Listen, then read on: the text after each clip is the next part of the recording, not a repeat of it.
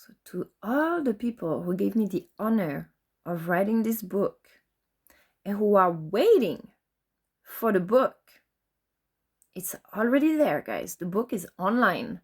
It's everywhere on my Facebook. It's on my Instagram. It's all over the news. The book is you. The book is what you do every day. The book is what they do when they're killing people, the genocides in Israel, and people, and nobody's doing anything. Like the entire world is watching one man killing everyone in Palestine. So of course, he's very good at manipulating. He will put you in front of a map with all this giant country and Israel being so small and looking like a victim at scale. Everybody's insignificant and small. Look at the Earth, view from space. Okay, you would have alien come and blow up the planet in 2 seconds, and no, it would matter. We all everything for someone, and we're all nothing for someone. So if you think Palestine is nothing and it's okay to kill those people, just imagine they're someone's mothers, someone's kids. And we're waiting for what? To have a proof on your desk? It is on your desk. Everything is online nowadays. I cannot tolerate to have all this blackmail. My entire career has been based on blackmail. Write a book or we're not gonna publish you. Write a book or we're not gonna give you a job. Do that or that. In the end, I had nothing.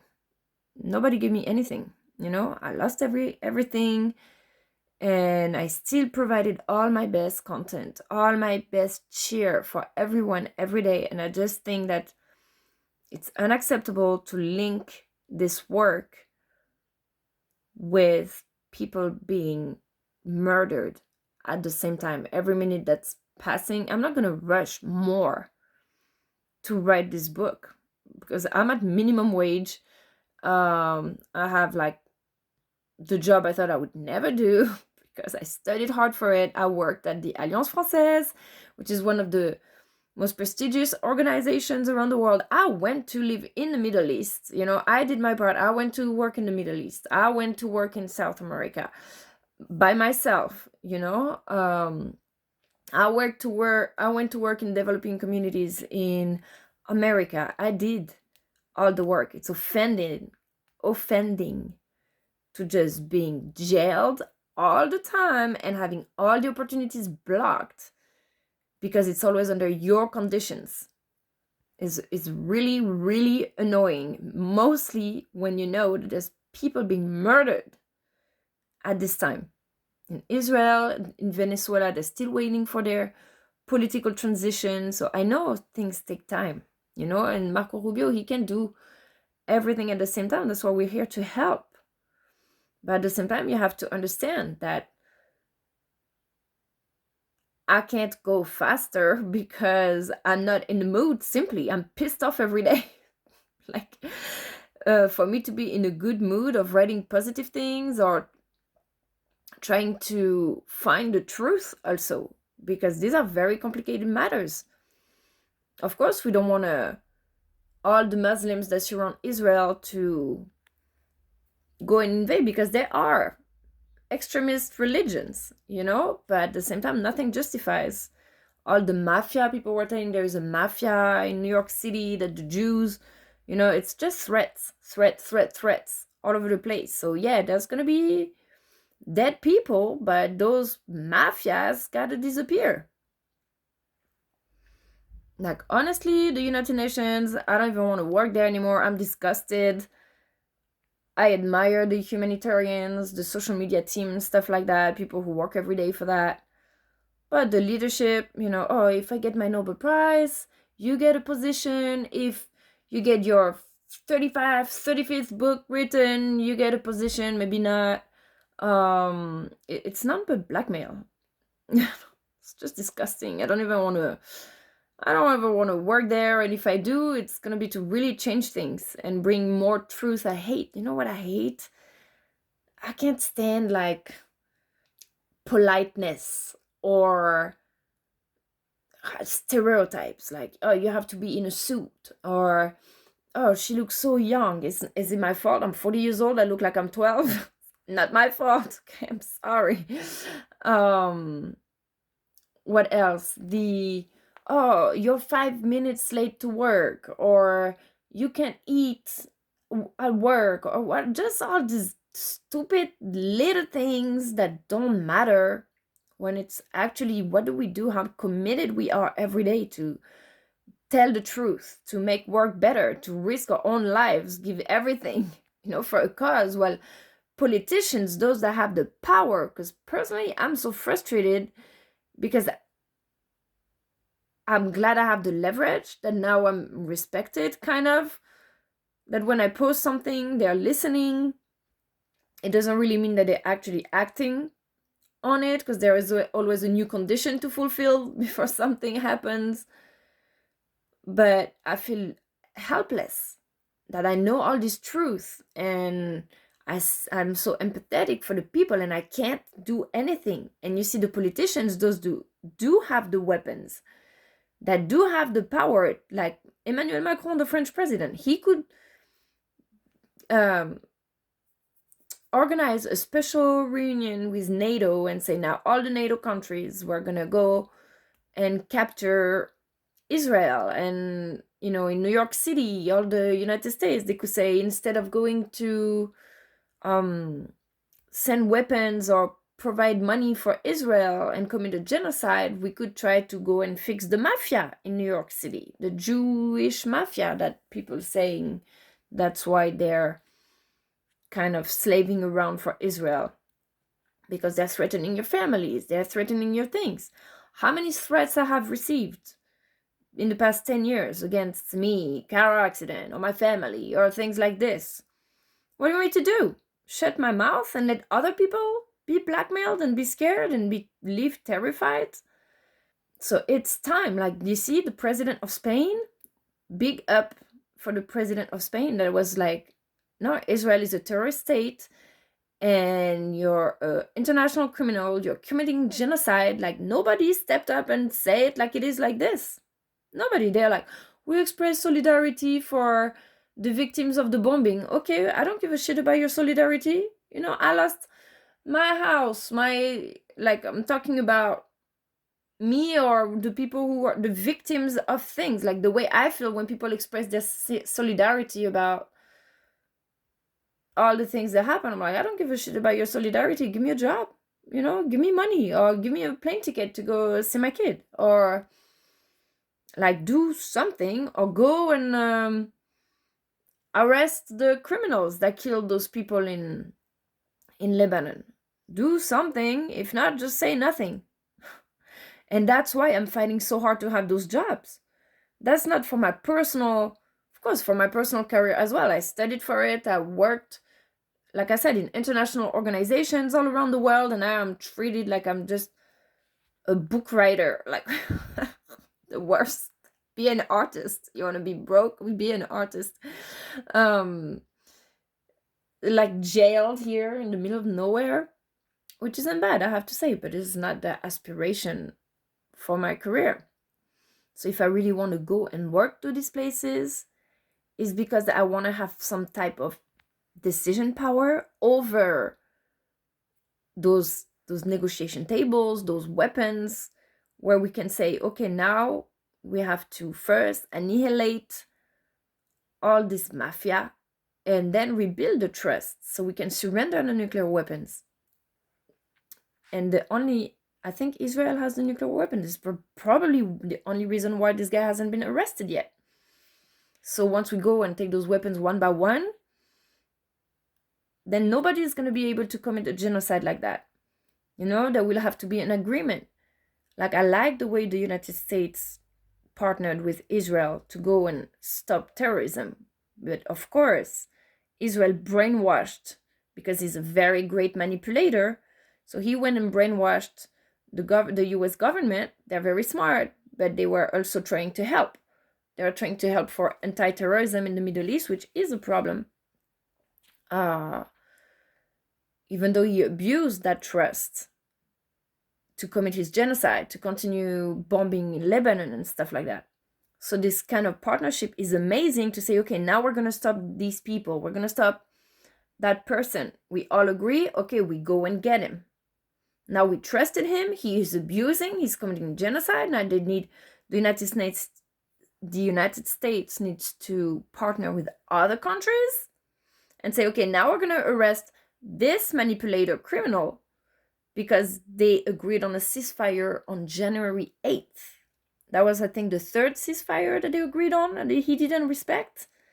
And like they say, they're raising kids there to go and kill Palestinian children, like children kill children.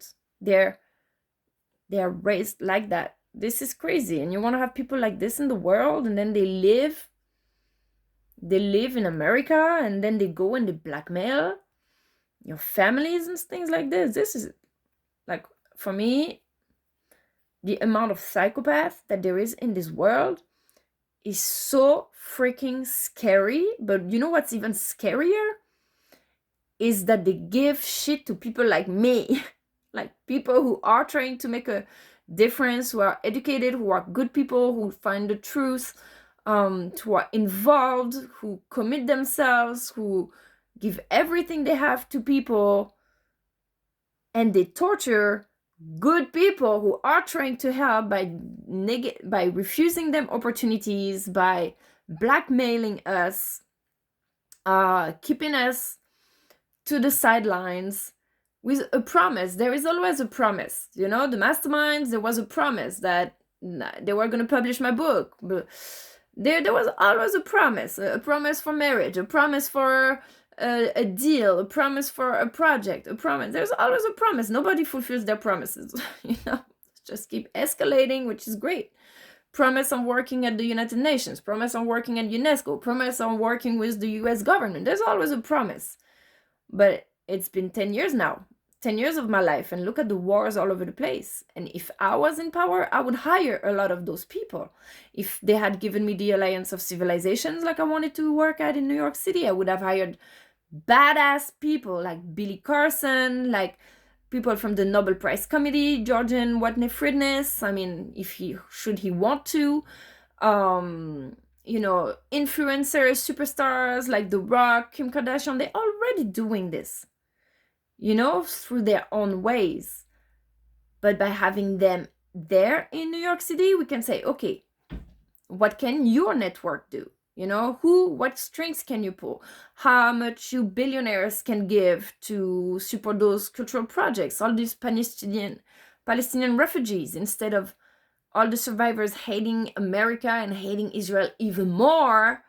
What can we do for them to brainwash them back the right way so the next generation don't live in hate? You know, that's the thing though. It's like a ripple effect. You can choose the good ripple effect that's going to attract more people like us to want to be a part, or ignore those people, blackmail them, jail them, you know, and then give your trillions of dollars to Israel. And look at, there's wars now in Ukraine for 4 years. There's wars in Palestine for 3 years. And I've left a lot of people behind.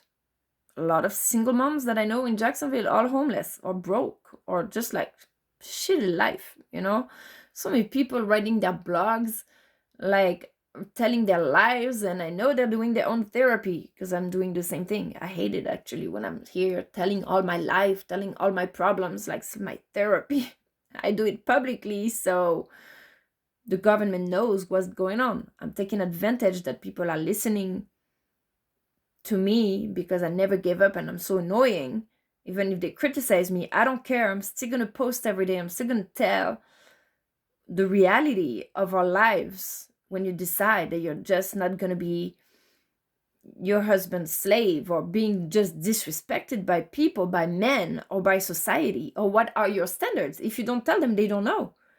It's like guys who want to treat you like just a sidekick, or, you know, I want the woman that is good to marry, but I'm not going to do any efforts to support or to make her feel special, whatever. You know, they don't know. If you don't explain to them how you feel or the expectations, they're never going to understand. That's why I keep doing this every day. But at the same time, when people do good thing, I'm over supporting, over caring, and I'm super loyal, you know. So that's why we share, because I've seen so many so many give up. Girls, mostly women, intelligent, smart, peaceful people who don't want to have problems, that unfortunately they're homeless, they gave up, they lost people, or they're just like trying to build their businesses, but it's just not profiting because people don't invest in small businesses. The circle economy that I've been wanting to create does not exist because everybody's broke. In America, mostly, everyone is broke, and they're here preaching capitalism, oh, communism is so horrible, but capitalism is so good, really, because America is so freaking expensive. It's impossible to be single in America, and even in France. If I didn't have my dad that bought this small house here in the mountain, I would be homeless. I couldn't afford anything, My mom, she never bought anything to herself, and it's crazy. It's got to change, and we need to tell people to invest into each other. The Walmarts, the things like this. Honestly, Walmart, for example, I go to Walmart maybe twice a year if I need something that really I can't find anywhere. But otherwise, I like to buy stuff in the small local shop or support my friend's business. Look at my first book, the people I promoted, or the people that I share from the content online. I bought, and I'm not just saying I'm cheering a pat on the back or sharing their content. I bought money, their content to all of them. If they have a book, I bought it. If they have like a program or something, I bought it. The mastermind, I followed their trainings. Billy Carson, I went to his events, bought his books, whoever their oracles, I bought their oracles. Their paintings, I bought them paintings. I support it because I know this. If you don't do this, there will be no more art. It's going to be concrete everywhere. So if the governments don't want to invest, they prefer to invest trillions of dollars in weapons instead of investing in artists and beautiful stuff or giving them jobs and things like this, then we have to do that for each other. And that's another thing, that don't underestimate the power that we have to make society function. Actually, I always thought the only way I can change things is if I work at the government or if I work at the United Nations, or in those big organizations. And it's great because these are legacies. This is legacies of people like us who fought for many years to build empires. Then now the foundation is already built. So all they have to do is open the door so we can bring our own thing in those centralized places. But you look at people like Billy Carson, the masterminds,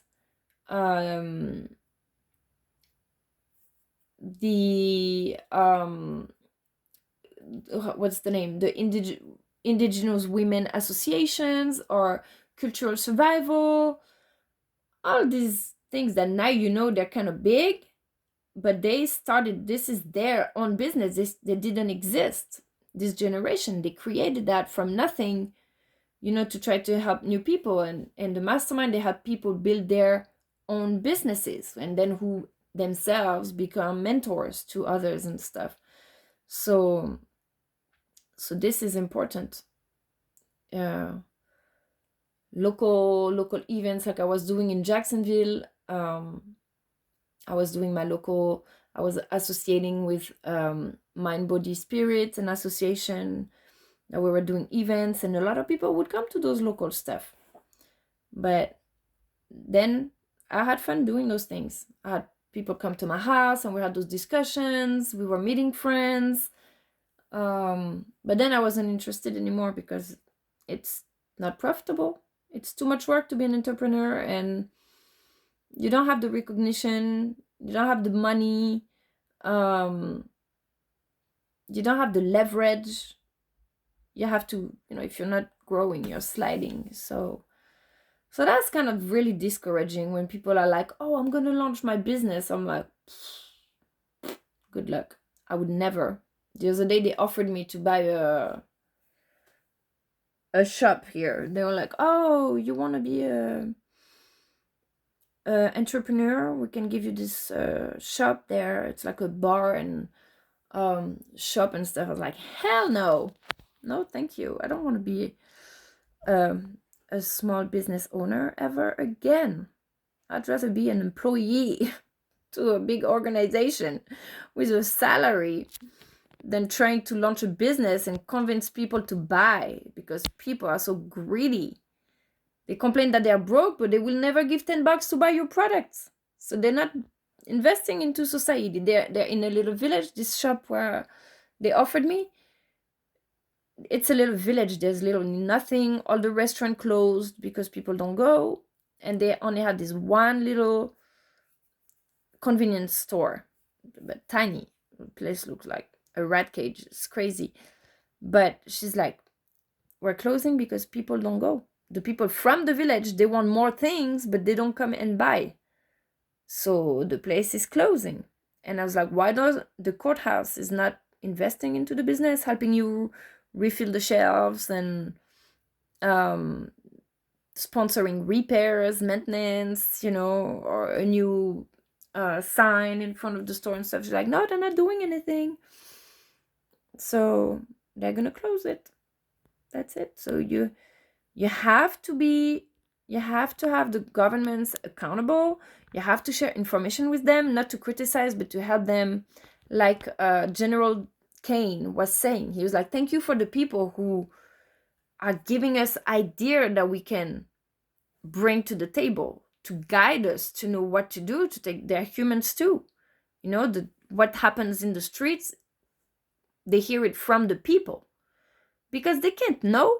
You know why? Because once you wear a big uniform with big badges, once you're the Secretary General of the United Nations with a beautiful badge and suit, people respect you. Everywhere you go, if they're going to visit a school, they arrange the school before you go to make it beautiful. They will respect you. They will be on their best selves. You will see kind of the facade of people. You will see one day it's easy to be your best self, or when I make a video online, I'm trying to be, well, not really makeup or anything, but you're trying to be your best mood, or you're trying to be showing the best of you, or be more interesting or whatever. But the real people, the real problems that we have is in everyday life. When you're working somewhere and they don't respect you, they're talking to you like crap, or they don't pay you, or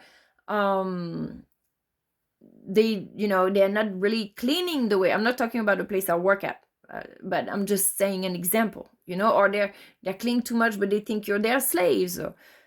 So that's why actually the United Nations, they do that a lot. When they're recruiting, there's like they show up at your work, or you get meetings for work, but they're in the meeting, you don't know, just they want to see how you actually act in your regular routine, in your regular day, to see what kind of person you really are. That's why I'm not faking anything.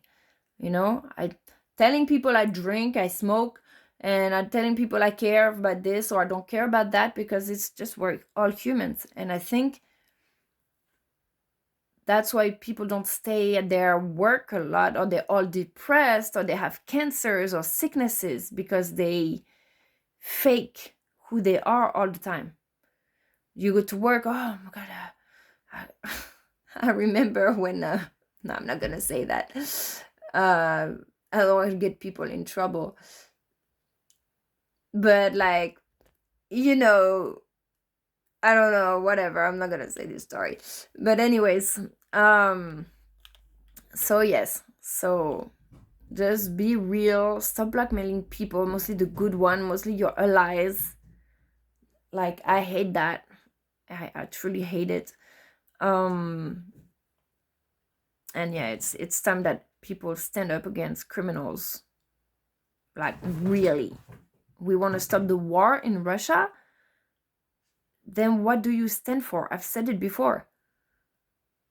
Russia, what bothers me also, I fucking can't stand it, is when they're trying to manipulate. Like Zelensky, he's like, oh, Russia, he's trying to get Ukraine, and it's just the first step. Then he's gonna come for Europe. So you need to protect Ukraine, so he's not gonna come invade Europe. Vladimir Putin never said he was gonna invade Europe, ever. He wants to have Ukraine to have a better access to the Black Sea. Also, poor Russians, it's so cold there. Maybe they want to have the beach. I don't know. Maybe that's just the reason why they want to have access to the Black Sea. You know, they want to have like a south area, or but they're so stubborn on winning, because like he comes to be the Secretary General of NATO, right? So you know they have to deliver results. So if they would lose the war, they'd be like, oh, that's the Secretary General that lost the war, or whatever. They just want to have their own ego filled with, we won, we held against the BRICS bloc, you know. Results, casualties, how many Ukrainians killed. Even the Ukrainians, they go and they hand themselves out to Russians. They don't want to fight for Ukraine anymore. They go, they hand themselves out to Russians. They're like, okay, we're just gonna wait as prisoners till the end of the war. We're sick of fighting. It's crazy. Like I said, like Russia, honestly, like if a guy like fights for me, like Russia is fighting for Ukraine, I'm like, yeah, marry me tomorrow, man. Like, what? He just wants Ukraine so bad. Nobody gives a shit about Ukraine. Ask any European, where is Ukraine? We don't even know. Nobody cares. Like, it's a new country. It's got no culture. Yes, they want their identity, and people don't like changes, but is it really worth it? Is it really worth it? Really? So Russia, they have the opportunities, they have the finances, they have oil, they have big medical and scientific communities. So Ukraine joining Russia is actually a good thing.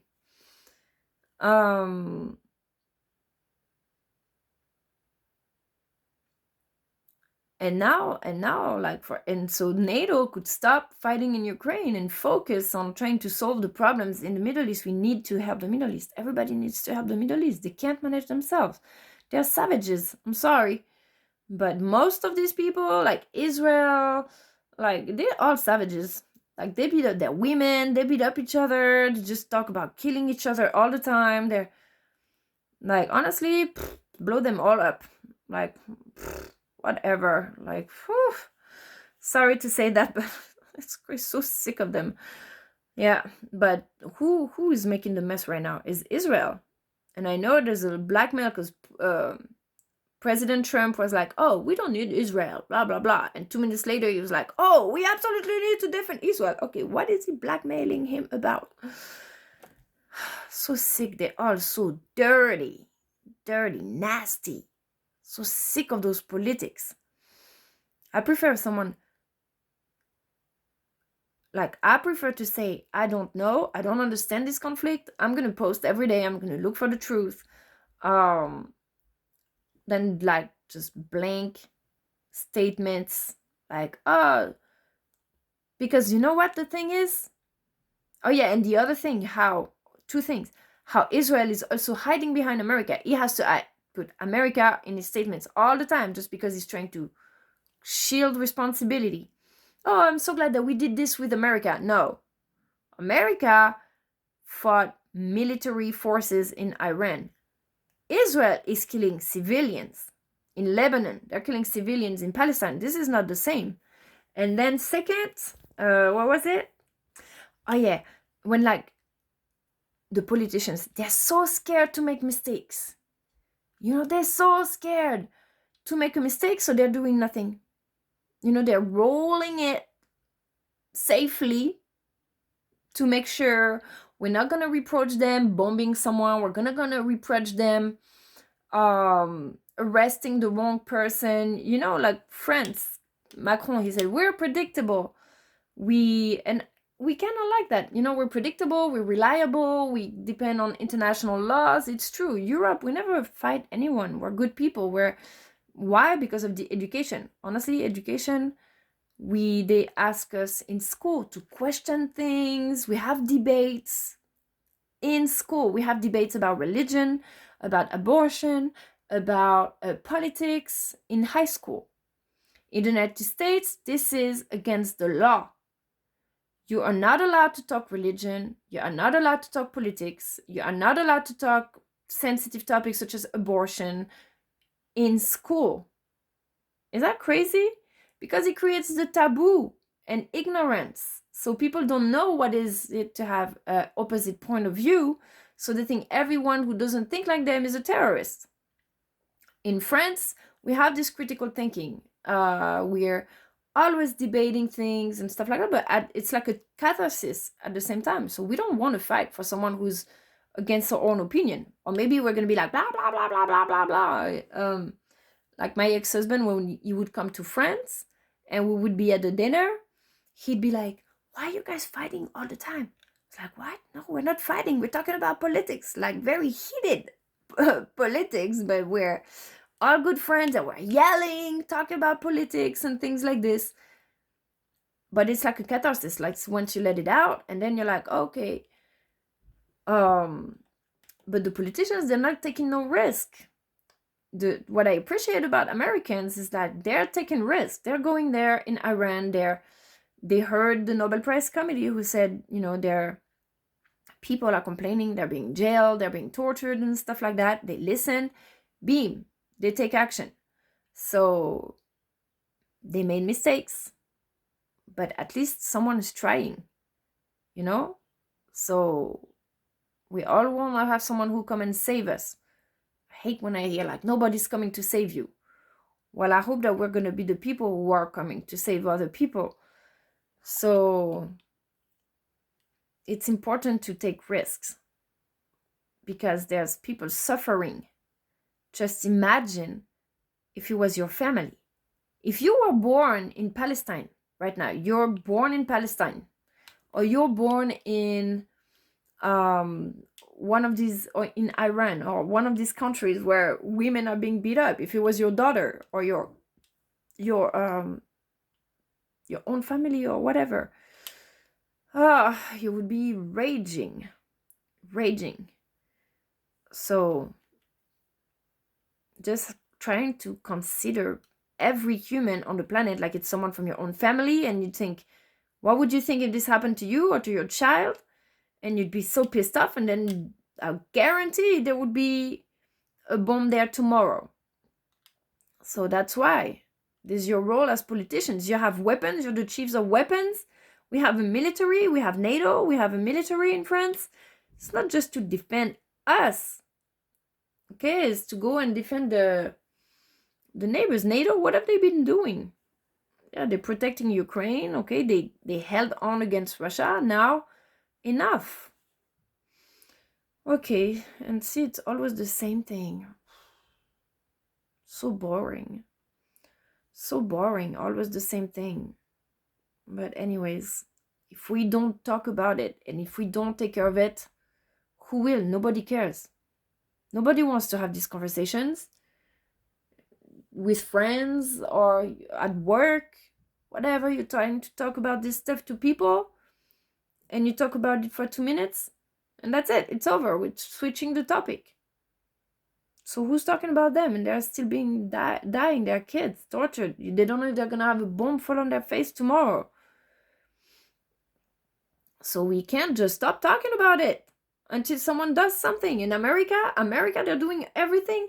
We can't ask one country to help everyone. Okay, they're using all trillions of dollars to go and help the Middle East. They're helping Venezuela.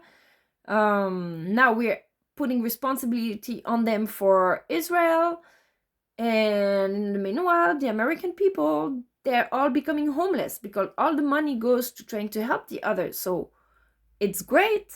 That's why I support the US government so much, what they're doing, but they can't do it alone if nobody else is doing it. What the heck? So we have to all say, okay, we agree, we're going to do that. And it's quickly solved. And not just put all the responsibility on Americans because they're courageous and they want to show their strengths and stuff, but that's not fair. That's not fair to them, and that's not fair to America, to the Americans, American people. And that's not fair to the Iranian, and that's not fair to the people who are, the prisoners who are like, oh my God, they're coming to help us, but why isn't there more happening? Why Who's going to help them for the transition now? Is the United Nations going to help them with the political transition, for example? We're asking the United States. They bombed all the military. Okay. So who's going to help them now to rebuild the political transition? Is Rubio again? Man already has like 35 jobs. So maybe the United Nations, backed with American military, maybe go there and try to negotiate and hold elections and try to assess candidates, just like the Nobel Prize committee. They do. They're profilers all year long. They're studying people. What do they do? What did they do? Are they really good people? Like, imagine the responsibility to say this one. Like for Israel, the responsibility of saying this guy is a criminal, or is he actually a hero trying to solve terrorism in the region? Imagine. Like, you have to really make your research and look around, interview people. Like, it's big responsibilities, so they need help. United Nations, I don't know what they're doing, but they're cutting all their funds.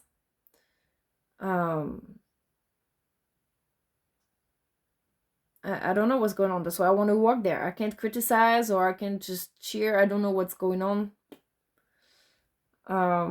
We're trying to bring them the network, all this great network, and it's also the charisma. Like people like Billy Carson, he has such a charisma.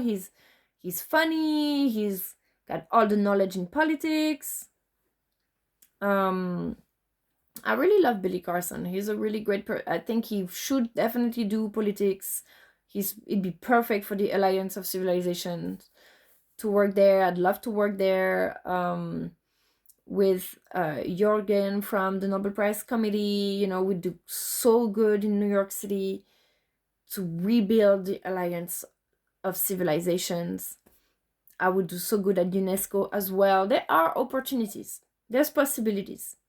We just want to have dialogue. Why not even an interview? It doesn't mean you're going to hire me, but stop acting like you can't hear me. I've been applying 25 times. Can't you just grant me an interview for UNESCO and we have a talk? And maybe have the Secretary General of the United Nations, just an interview to say, okay, what would be best? What do we do? What would be the projects going on? What is the direction UNESCO want to take for the next 5 years?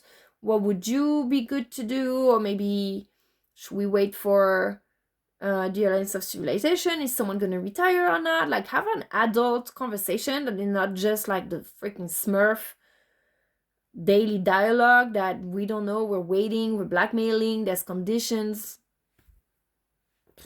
That's why things are going so slow, and it's almost 2030, and Elon Musk is saying they're going to launch 5 rockets a day that are super polluting,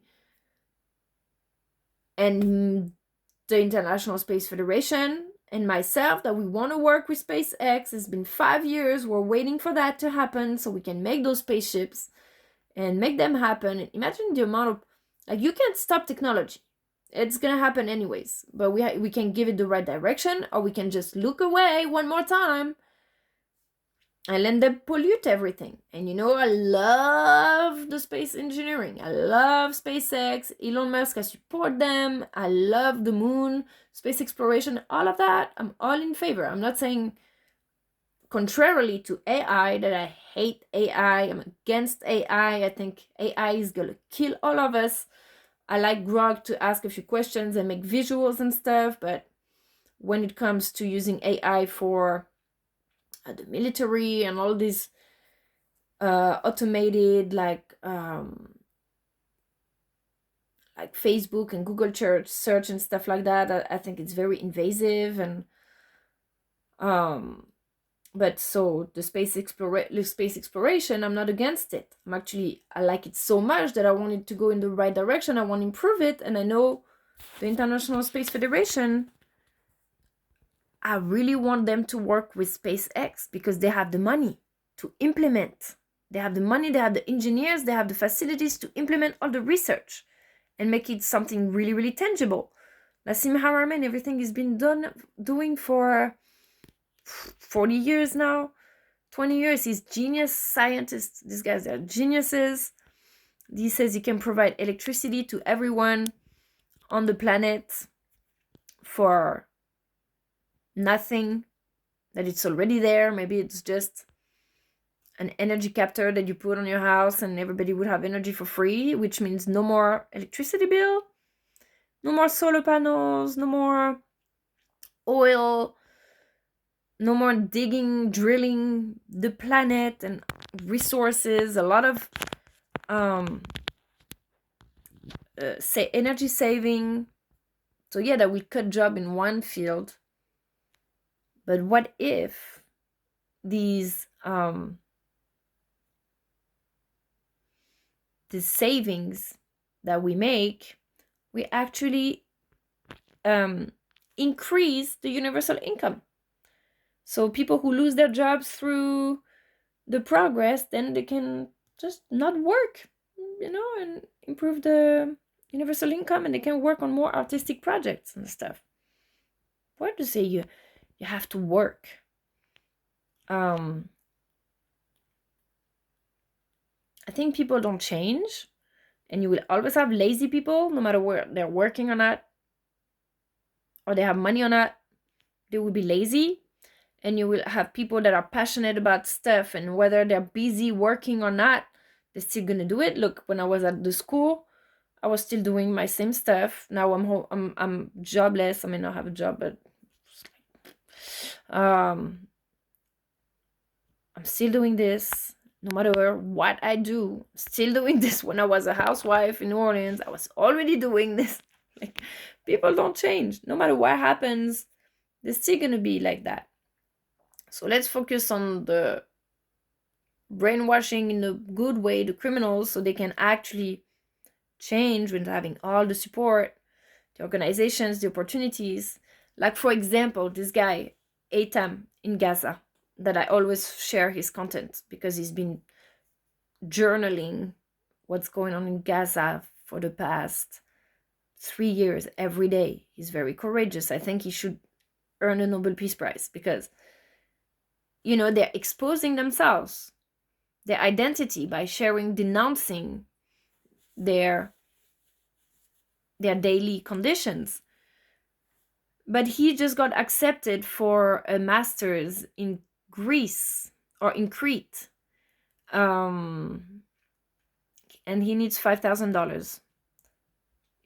This, guys, would be amazing. This is the amazing kind of rehabilitation that these people need. A chance to go and study a program. So if someone is watching this and they have $5,000 spare, go donate to this guy so he can go study. That's one guy less that's going to become a terrorist after Israel is done killing all their families. And then empower him with a good job and meeting people to make sure that what he's going to do with his masters are good things. You know what I mean? Like having a mentor and stuff like that. So sending American mentors or United Nations mentors to those universities that partners with welcoming those students, so we can talk to them and keep an eye on them and making sure, you're going to study, you're going to have opportunities, you're not going to go and create a terrorist group with that, so, but give the benefit of the doubt and give them a chance to become someone. So that's it, guys. That was my little 5 minutes video that turned into 45 because I talked too much as always. So I'm gonna go keep writing on this book now. Like I said, it will be done in 2 weeks. I'm almost done, so I have to put everything in order and print it and send it out. I will send one copy to the Pentagon, and I will send one copy to the Nobel Prize Committee so they can have a paper copy and they can see what everyone is working on. And for the Nobel Peace Prize, also for I hope the United Nations and President Trump are going to receive within the next 2 years the Nobel Peace Prize, because honestly, President Trump, he is trying, man. He is fucking Trying. President Trump, Marco Rubio, Pete Hegseth, the three of them, they're working their butt off every day to trying to save the world. Literally. And not a lot of other people are doing it. Seriously. So yes, maybe they're making mistakes. And yes, maybe they're associating with a criminal, but we don't know what's in the back end, how much mafia there is behind it and things like this.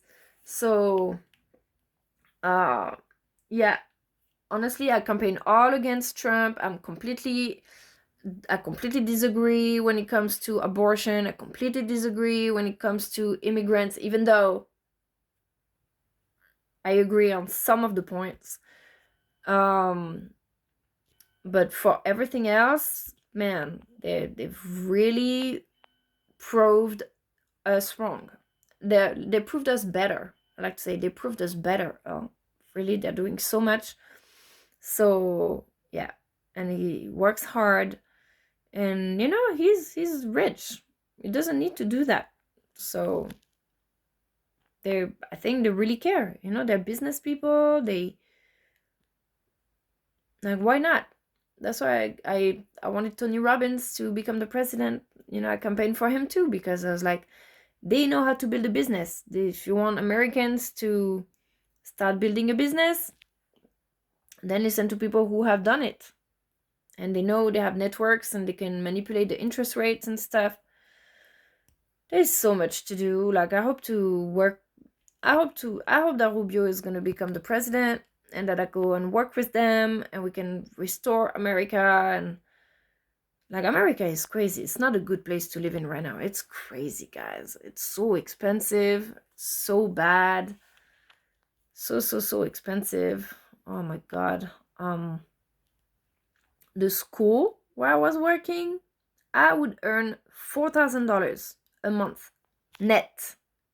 Okay, $6,000 before taxes, $4,000 after taxes. $4,000 a month is a lot. I've never earned so much money in my life. This is a big paycheck. I wouldn't save anything. I couldn't save any money.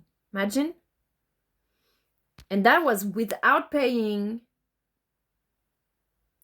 rent, because my ex was helping me with the rent. And I couldn't even save any money. The car loan, the debt, pay back the debt, the bills are crazy. Insurance, all this stuff. I don't even know how I could not save any money. But at the pets, rescuing pets and stuff, blah, blah. The food, just $1,000 just in food already. Just the grocery shopping. $250 a week just for the grocery shopping. Every item is $5 in the United States. Bread, $5. Cheese, $5. Juice, $5. Everything is $5. One item, whatever, just the ramen noodles was only $2. So that's what I would eat every day at work. But that's crazy. So after I had to start paying rent, I went fraud, because that was crazy. So yeah, this is impossible if you're single, and that shouldn't be like this. You shouldn't have to you should be able to live on your own. Then if you meet someone, that's good. But like all these people who married couple who stay together, but the wife, so many of my friends in the Navy and stuff, like their husbands in the Navy, high ranked, and they'd be calling me like they hate their lives, their husband treat them so bad, but they have nowhere to go, they have no money, they're basically there to smile and shut up, no scandal, because they don't like scandals and stuff. It's crazy. If you give people the ability, the choices, then you're no longer having this thing over your head all the time. This is sad for women. We want to study, we want to have families, and she has a kid, you can't work. Oh, she has a husband, she doesn't need to work. Oh, she doesn't have a husband, she's a threat. Oh, she doesn't have a job, she needs to prove that she can work. Oh, she has a job, so she's fine. Yeah, so basically we never, oh, she's white and she's blonde. Oh, she's got all the opportunities. She doesn't need to work here. We're gonna help people, from minorities. Oh, she's like it's never. It's always, you're never the right fit. That's crazy. That's why I'm saying fuck it.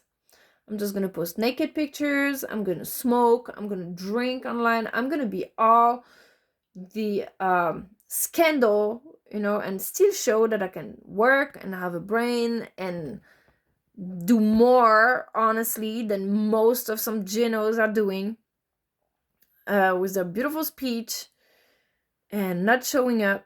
So that's why I'm pissed off. That's why I'm pissed off. That's it. All right. Have a great week, everyone. Yes, I'm writing the book. Every time you post something interesting, I don't even know what to put. It's just so much every day. I don't know what's interesting. I want people to learn something new, and I want to help people have different perspectives.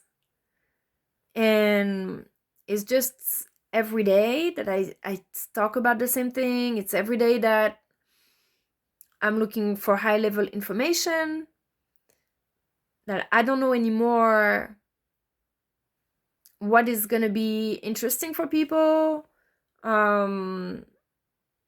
So that's why, like, I know that for me, if I see something and I'm like, what? Like, if for me it's something interesting and I'm like, what? Oh my God. So I know people are probably gonna be the same. They're gonna read it and gonna be like, what? So I'm looking for the thing that is like, wow, but at the same time, maybe some stuff that are normal for me, that have become normalcy for me, for some other people, they're gonna see it, they're gonna be like, wait, connecting dots and things, be like, what?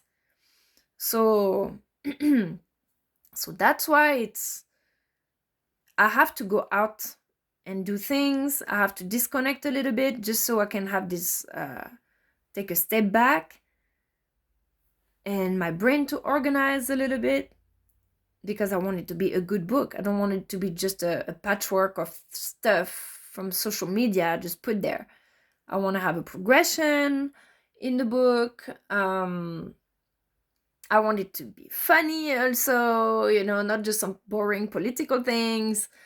And I want people to really care, to realize what's going on. And I want it to be a call to action. I want it to call to action for people to get involved. So, for example, when you guys have been posting all your job offers, the FBI posted their link for job offers, career opportunities, the Secret Services, all this. I made screenshots of it. So there's going to be a few pages of links, career links. So people who want to get involved and like this kind of stuff, they know where to go. So yeah, I'm really trying to make it a great book, to highlight the network, the people, the hard work of the people, promote also. I want it to be a promotional book for the artists, the three main. Actually, there's barely any of my art at all in the book, because all my art is in the first book. So the main artists from my book are Mystic Art Archives and Encoded Frequency in terms of graphic art. And then there's all your art from social media, the White House, the FBI and stuff, everything. All this is art, the graphic design. Even when they're displaying information, the visuals are beautiful. The United Nations visuals, this is art, of course. So all of this is considered art, but there's also artists. I'm probably also going to try to put some from Cobra. I love his art. And so I didn't ask for permission to everyone. I hope that it's going to be like, it's more like a free promotion for you. And that, of course, if I make millions with it, you know me, like, I don't need contracts to give my money to people. Like, I literally gave all my money to everyone without people even asking me. Someone is doing some good work, I buy their stuff, or I donate at the scale of my needs. So don't worry if I'm becoming a millionaire with the book and stuff like that. Everybody's gonna have their share. I will always contribute and support the people who supported me and create opportunities or jobs and things. So I see all that, but I don't want people to come and sue me like this happened before, that I used someone's oracle, like symbols, not even their content, but just I painted their symbols. And that literally they tried to sue me and send me a lawyer and stuff. I was like, I'm literally promoting you. Like nobody knows about your stuff. I'm promoting it to a network who's hungry for it, and you're trying to sue me, you know? Like the lawyer, he was like, oh, you're trying to make money out of her work. I'm like, no, I'm trying to make money out of my work, and I'm promoting her because I like her stuff, but this is not the only one. I sent him copies of the stuff I'm doing. I'm like, I'm promoting everybody just because I painted one of the symbols. I'm not gonna give her shit, mostly if she's behaving like that. I was like, or I can just remove all her stuff. So then, not gonna be a part of it. But then the lawyer, he agreed with me and he was like, yeah, just keep promoting everything. Just keep sharing everything, you know. But you know, should you ask nicely, I'm always happy to to contribute and support artists, always. But in that case, that was the opposite, because she well, very interesting story as well, if you're still watching. She did those symbols that got very popular, very powerful, and the people who created with her happened to let her down or betray her or be in a mafia or something like that, and that she had to escape a country and then went into hiding. Her life was threatened and everything, and then she wanted all her stuff to disappear because she thought that then they were too powerful. So that's why there's no more. I have the last editions. They don't exist anymore. They don't sell them. And so she wanted them to disappear anymore. Then I found out that it was reverse engineering strategies to create like more of a mystery for it, but then to integrate the church to bring more awareness in the Catholic communities about this stuff by saying it was bad. Like, that was crazy. Like the Streisand effect. Like, she was saying things about those things they're demonic because they're too powerful, blah blah blah blah blah, but she was still talking about it like it exists, like it's real. So by criticizing things that the Christians are scared of or don't like or oppose or whatever, or maybe they're too close-minded, like it's only Jesus or stuff like that, she was talking about angels and archangels and symbols and all these things. And I was like, little smart girl, like she's using reverse engineering on those people just to expand their minds a little bit. She was kind of crazy, but anyways. And then another story was when I was at the Forbidden Knowledge conference in Miami, and then I talked to a lady that said that she used to be in Washington doing politics and stuff, and she's like, and so I tried to start talking politics with her, and she was like, no, I completely left. They all it's all a mafia. Like, she basically, I don't know what they did to her, but she got traumatized. She couldn't even say the word politics without crying. She was like, no, politics, I'll never do politics again. This network is completely rotten. I left. I never want to talk about politics again. She has all cries in her eyes and stuff. I was like, and I'm trying to talk about it. She's like, no, I never want to talk about it again and stuff. Like, okay. You can tell. Politics is so fun. Working with you guys is so fun. Like, you lose your home, you lose your kids, you go dead, bankrupt, all the stuff, they're killing people if you don't write the book fast enough. This is lovely. This is wonderful, really. But we're still gonna do it. We're gonna keep going. The forces of the good are gonna fight against evil, and we're gonna win. Okay, keep it up, guys. Never give up, never back down. Okay, bye everyone.